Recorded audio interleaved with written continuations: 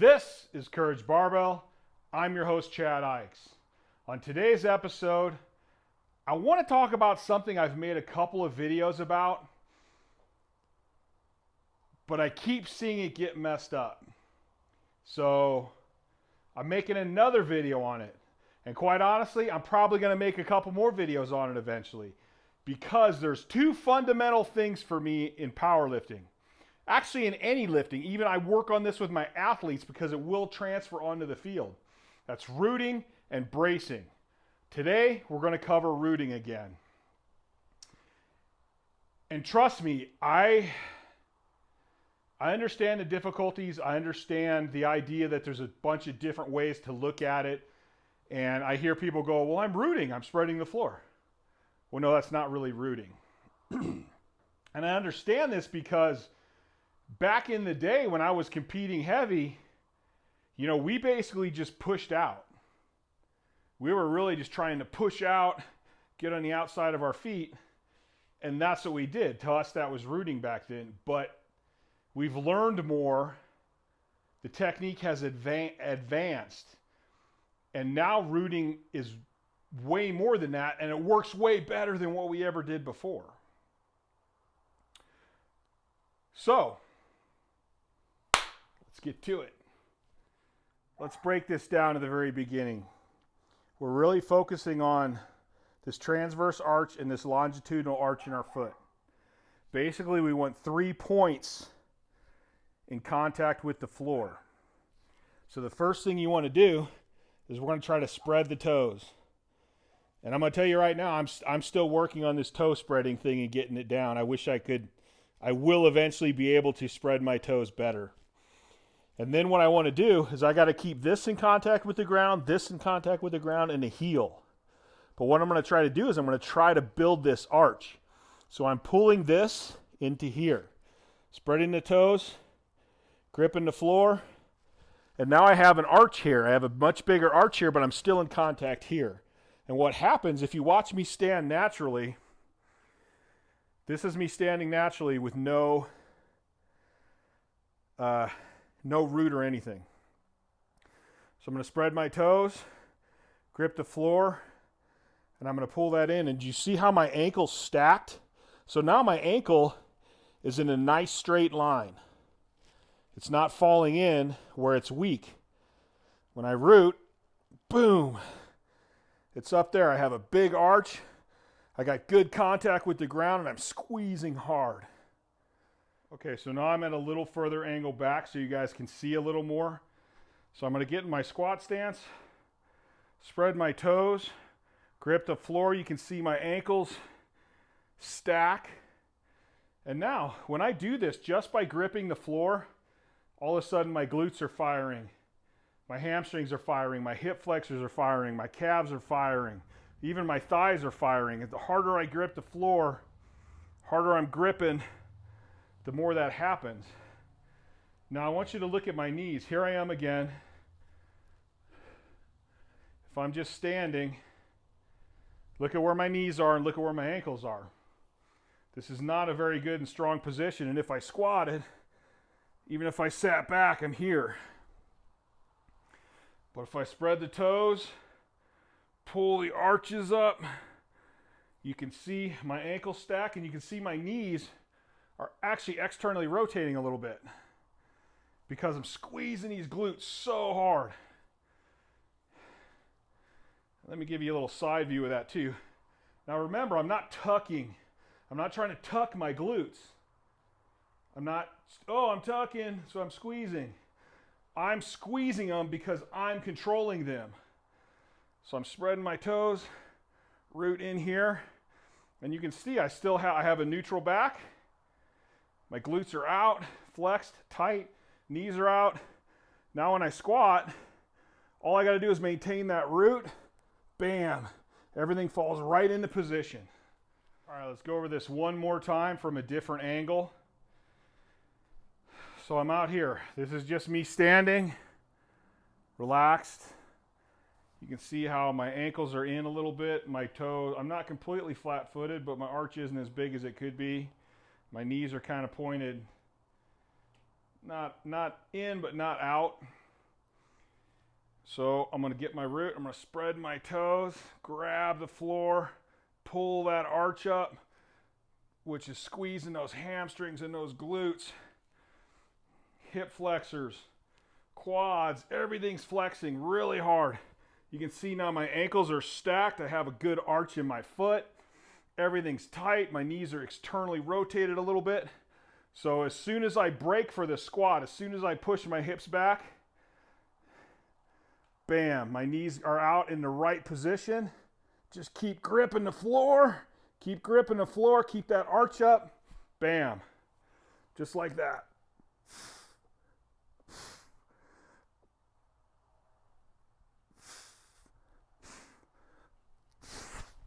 Got back a little bit on that one.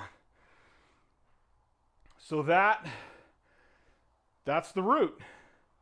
It's not, I'm not trying to push my ankles out. I'm not trying to spread the floor. I'm not trying to twist my feet. What I'm trying to do is I'm trying to use my feet to grab the floor, build that arch up and stack that ankle. And when I'm grabbing the floor, that's just flexing everything in my thighs and my glutes, hamstrings, hip flexors. Everything's flexed and tight. Boom. Right there. So I don't even really have to focus on a lot of this other stuff because the root is helping me accomplish that. Just by focusing on my root, I'm accomplishing all these other things. So there it is. That's what a root actually is. It's squeezing those toes, gripping that floor, pulling that arch up, stacking that ankle. By gripping the floor, that should flex everything in your posterior chain, your hip flexors, your quads, and make everything tight. So now all you got to do is just focus on your squat. The thing is, rooting is actually natural, and if you watch little babies when they first start walking, you'll see how they actually use their toes a lot, and they really grip the floor when they start walking to help with their balance. So this is actually a natural movement for us. We've just gotten lazy over the years, and we wear shoes so we don't feel our feet. We don't have room to move our toes, and that just exacerbates the problem. So this is actually pretty simple, but when you first start doing it, you might get frustrated. Actually, you'll probably get frustrated. And you'll kind of get it at the top, and then if, say, you're doing box squats or something to practice it, you'll squat down and you'll lose it at the bottom. Not quite sure why that is. Probably because of how the weight shifts a little bit, maybe. I don't know. But I do know it's a little harder on the bottom. So one of the things you can do, like in my last video on the belt squat, you can use the belt squat instead of squatting to practice the root a little bit because there's just a little less things to work on. Like you can really just focus on that root. You can root all the time. If you're sitting at work, you could be rooting your feet. If you're sitting on a couch watching a movie and you want to get up to get something to drink, scoot to the edge of the couch, get in your squat position, root on the floor, squat up. You can actually practice this when you're walking. If you go back to correct gait patterns, this is actually how it should work anyway. You should hit your heel, spread your toes, grip the floor, and then actually pull yourself forward. So you're pulling forward with that root. And I like a lot of GPP sled dragging or recovery for sled dragging. And I'm always telling my guys, work on your brace, work on your root while you're dragging that sled. It's the perfect time to hammer these things out. Practice makes perfect. You have all day at work, standing in line at the convenience store to get your Rockstar Recovery Orange. We'll practice that when you're standing in line. Just practice rooting, pulling it up, getting those ankles stacked, and squeezing those posterior chain muscles and those hip flexors and quads. And anytime you're standing around, you can be practicing this. The more you do it, the more it becomes habit. Another thing to do is get rid of the regular damn tennis shoes. Get yourself a shoe with an open toe box. or one that you can move your foot in that's a flat sole and practice rooting. I like the Barefoot Athletics. I have some of those shoes that are great. I wear Vans a lot. I wear my Vans to where I try to wear them out as soon as possible, and then I wear them forever because the toe box will get really loose where I can move and squeeze my toes, and I can usually move my foot around and they're really good. So when I do walk, I have to kind of root in the shoe. All right, guys, give this a try. I guarantee if you get this to work and you're doing it right, it's going to fix a lot of other issues. The ground, how do I want to say this? The ground, like if you don't have the right connection with the ground, everything's going to go awry. You got to get this connection right first. I know people have problems with their knees, they have problems with their hips, they have problems with their feet or their ankles. Start rooting right, and I'll bet money those problems will subside.